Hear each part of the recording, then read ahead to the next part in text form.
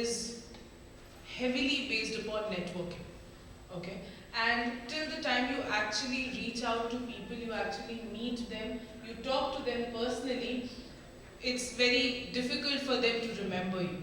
Because it's a very common saying that we say that out of sight, out of mind. Okay, if you don't meet a person regularly, if you don't network with them regularly, if you don't go and visit the office, there'll be hardly anyone who would remember you. So that is one disadvantage of online internships, that you're not sitting in the office, you're not regularly. So when you go and intern in any law firm or with any advocate, so it's not just you are sitting in front of the computer or you are sitting with a book and you are researching and you are giving the work. It's also the meetings that you are attending. It's also the the normal conversation that you are having with your colleague or with your co-intern or with your associate or sometimes with your partners or senior advocates. And that conversation helps you in understanding and grasping a lot of things, okay, which online internship fails to offer. Because, you might not be involved in every aspect of that particular organization that they are doing. But when you are in the office, you will be, much more involved personally. The third problem that was there with online internship was that the students were unable to utilize their power of observation and the power of experience. Okay? Because many a times, I hope when you have interned, it's not always that, it's not that the partners or the advocates, they rely upon you. No. Sometimes you are just a liability for them because you are interning under them. So how to become an asset? With the help of experience, with the help of observation. You observe certain things, you give your inputs, and accordingly you become an asset for them. And when they see that you are, involved in, their work, you are taking interest, they will automatically, help you out with a lot of things. So that was lacking in case of online internships. So these were the various aspects that I had to share with respect to online as well as offline internship. So again, it has both pros and cons. So it is upon you that what purpose you want to fulfill when you are interning somewhere. Because trust me, internships are, one of the most important parts of you as a law student. Okay? Without internship, obviously classroom teaching, nothing can be compared with classroom teaching. I am very in for both old school as well as the new generational, so it's a mixture of both for me, a hybrid version of both for me. Because what you learn in the classroom, if you actually sit and listen to your professor for 1 hour, you are going to remember that for life. There are a lot of things that you learn from their experience, from their teachings, okay? And plus, internships obviously offer you the practical aspect of law, because ultimately the legal world is all about applying what is written in the codified version of law. How do you apply it in everyday life? So I think most of these students are from Delhi itself, various universities of Delhi. So once you visit any district court, once you visit a high court, and once you visit a supreme court, you'll see the functioning, the kind of, procedures that happen.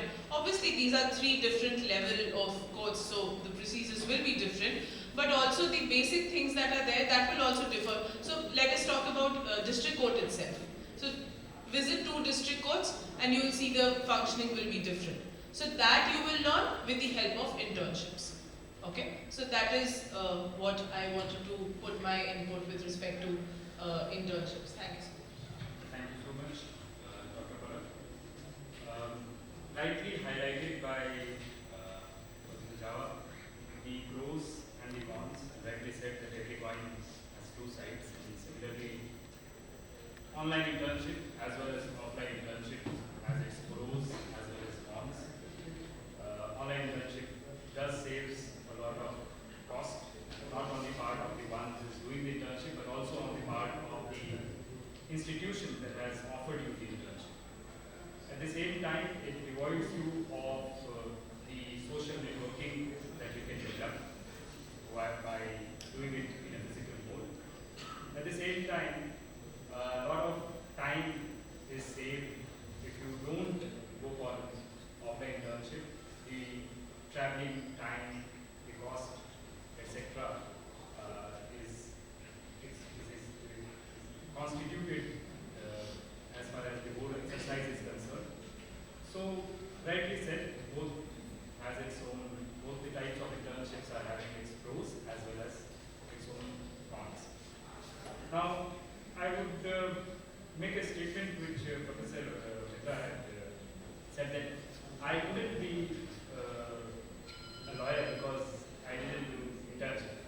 Well, sir, I couldn't be a lawyer because I did internship. So, internship, doing internship in a law firm, as well as under a lawyer, taught me what not to do. It can teach you what to do, certainly, but it can also teach you what not to do as well at the same time, which is also very important. To find the right scope, to find and assess your limitations. That is why I said in the beginning itself that even if you do an offline internship or an online internship, I would suggest you do both the types of internship so that at least you can assess yourself, you can test yourself in order to conclude what are your strong points, what are your weak areas. Whether you want to play with your strong areas, you want to cover up your weak areas. So all of those things can be learned and saved for the future. Improvisation becomes very important as you learn through this process, because internship is not the end, internship is just the beginning. And this beginning will help you to learn as to what area, what arena you are fit for. And also rightly pointed out by Dr. Manvendra, that private universities focus a lot on internship because they are placement oriented. I would add to these private universities national law schools as well. As compared to state universities, I myself has worked in a national law school and currently in a state university. Both were state universities though, but at national law school the focus was on internship and placements. Compared to state university or a central university, government university, the focus is on classroom. And many students had to opt for online internship because they were not having, the session got delayed, and since the focus was not on internship, they didn't care about this particular aspect. So yes, when Dr. Manvendra points out this particular aspect is right. And this also covers the area where Dr. Prakash pointed out that there are no rules, there are no mandates as to online internships, because yes, this exists as a loophole, and this loophole has been used especially by the state universities, the central university students, because they didn't get time in the last 2-3 years to do their internship in an offline mode. And even after the session has begun since last 1 year, the session is running late, and the students are, I would say, have to, out of no option, have to opt for an online internship, or they miss their classes. That is the option that we do. So I'm sure this panel has provided you with the positive aspects, the negative aspects, and also at the same time some sort of clarity as to how you can approach as far as this learning experience through internship is concerned. Well, if you have any questions, I open the floor to everyone to ask any question if you have, the students or the distinguished guests present here.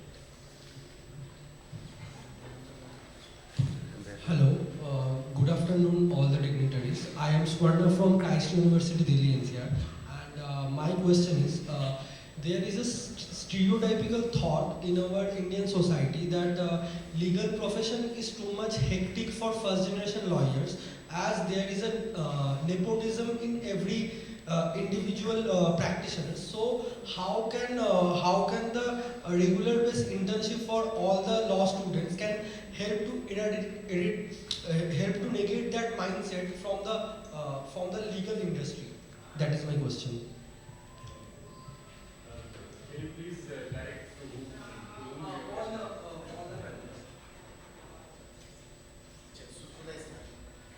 You see, questions coming, nepotism, all of this thing.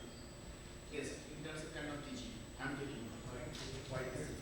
I'm not against the internship. I'm telling you. What is going on? You know, none of your mind is working properly. This used to happen in internship. When I ask the question, student, no, you are not audible, sir. Nothing is coming. And when I am teaching on that time, you used to tell them the same thing. Anyway, the question is coming this nepotism, all of this thing, or every nitty-gritty in the courtroom. Internship cannot teach you. I'm telling you. Why? When I used to go to internship, so on that time that senior lawyer used to tell, You see, you have come for the internship now. No, I can teach you everything is good, code is very honest body, everyone is honest. But when you come as junior, I will teach how to pay the bribe to the code master. That I cannot teach through the internship. So question is here. Unless until you are in a water, you cannot learn swimming. Internship is just giving you the one bird's eye view about the practical experience. This is a lab base. Actually, all of these are coming internship in the clinical legal education. Abraham Lincoln never visited court. Okay, he never visited any law school also. He studied privately. He became one of the greatest jurist practitioner. Whether your Ram Jethmalani guns through any kind of internship, any kind of moot court, clear? But I don't know who have got the prize so many in the moot courts. They will become a good presenter also. They will become a good lawyer also. This is another sign. Nothing can. Our Dr. Acharya could not become the lawyer due to the internship. This is the thing. The question is, this is not hard and fast rule. Everything you have to learn in your course of life, in your experience. Whatever, though lots of things are there, nepotism, despotism, everything is. When you go to the court, people will discourage you, why you are coming this professor, this is not good. But what is happening, you see, everything you have to go to your day-to-day experience. What you have got in your courtroom, that you cannot be taught in a classroom. What you have got, if you see, students are not attending classes. 10th semester and 9th semester, you are most probably from those semesters, what I can understand. They never go for the classes, and this is boarding class, I go for the internship, we will join the court. And I tell what will happen if you don't come, if you join the judiciary. Judiciary, there is also judicial academy, you have to go to the class. You know, senior judges, they are also coming to the class. There is no other alternative than the classroom teaching. No other. Aristotle told this Aristotelic system, Socratic method, there is no other alternative. In addition to that, you go for the clinical legal education. This is the one part of the internship, moot court, or your this client counseling. Can client counseling be taught? Anyone can teach you how to counsel with a client. All of these have part and parcel of a legal education. You have to make one syllabus. That's why those things are good. And it is told that this problem is coming only. But I can understand that for when you are giving this, any kind of permission for the law colleges, you are not going through whether there is a court or not. I know there is very in remote area law colleges there. They are never visited. If you see the district court or sub-district court, very far. But if you see that medical council, compulsory you must have a hospital, then you will get the permission from the medical college. There is a workshop for every engineering or your ITI. But there is no such type of lab. But those only used to visit that whether there is that legal aid sale is done or not. This is very compulsory, and I have gone through several bar council visits. I have seen, they only see there is this is the only the practical part they used to see whether there is any legal aid sale or not. This is also good, legal aid sale. Lots of lawyers have come through this legal aid sale. But internship, you have realized this thing. Those things cannot be taught from internship. Now, online, how will you teach this thing? One of my students was telling us that my son is going for the karate class. Well, how karate class? No, online karate class. First time I have heard this thing. Karate class online. You see, yoga class online, and internship online. So you see, you are telling you cannot teach in the classroom, so you go for the lawyer, before the lawyer, you go to the firm, you go to the office, you go to the tribunal, and that thing cannot be taught online. This is a simple thing, and everything is a part and parcel of a long experience. Thank you so much, sir. I would just add to your query about nepotism. I would not deny that there is no nepotism. It is there, I think, in almost all the fields.